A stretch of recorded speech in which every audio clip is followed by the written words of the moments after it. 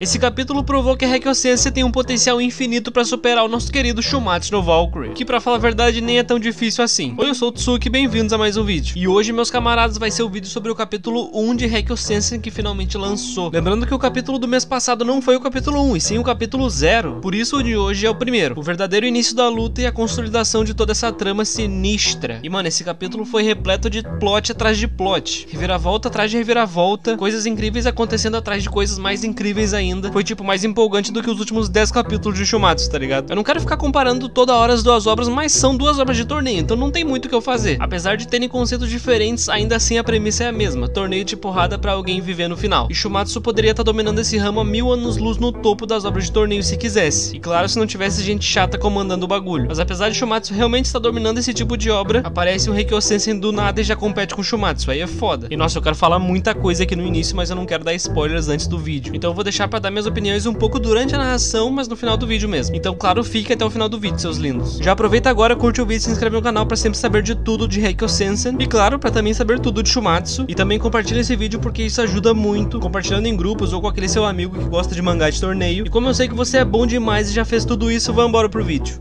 O capítulo começa com novamente um flashback do Hazuichi, o representante japonês em uma época em que ele ainda era criança. Ele está novamente conversando com sua mãe. Parece que ele está perguntando coisas para ela e ela segue respondendo, dizendo que um país com chuva e rosas, um país com neve e noites, um país com luas e um pôr do sol. E ele em seguida pergunta sobre os doces. E ela diz que sim, é um país que contém muitos doces também. Talvez ele esteja curioso sobre o mundo lá fora e o próprio país. E ela, que parece ser uma pessoa bem vivida, responde tudo para ele. Ela continua dizendo que existem mais países no mundo do que possa imaginar, e ela diz também que queria mostrar todos eles pro seu filho. A narração, que parece ser narrada pelo próprio Hazuichi, diz que em sua cama de hospital minha mãe costumava contar muitas histórias. Contava que nos cantos do mundo, cercado pelo mar, por todas as direções, existem pessoas que falam idiomas que ela não entende, pessoas que ela nem mesmo conhece. Ela diz que há países onde pássaros que ela não conhece cantam e flores que ela não conhece desabrocham. Ela se pergunta se as flores cresceram bem esse ano, se pergunta se o cheiro do vento é diferente, se o que os outros sentem é diferente, e para que tipo de céu os outros estão olhando agora. Hazuichi pensa que queria ter visto tudo isso, ou melhor, ele queria ver tudo isso algum dia. O nome do capítulo 1 se chama Polifenismo, e calma que já já vocês vão saber o que isso significa. Os dois lutadores se encaram na arena e diz que essa é a primeira batalha da guerra final das nações arruinadas, Japão versus Reino Unido. Mas isso é mais do que apenas uma batalha pela sobrevivência, uma matança está prestes a acontecer, e que assim a batalha comece. De um lado, aquele que tem a geração da névoa, o representante do Reino Unido, Albi Hiddleston, com sua taxa de ressonância das células de Teseu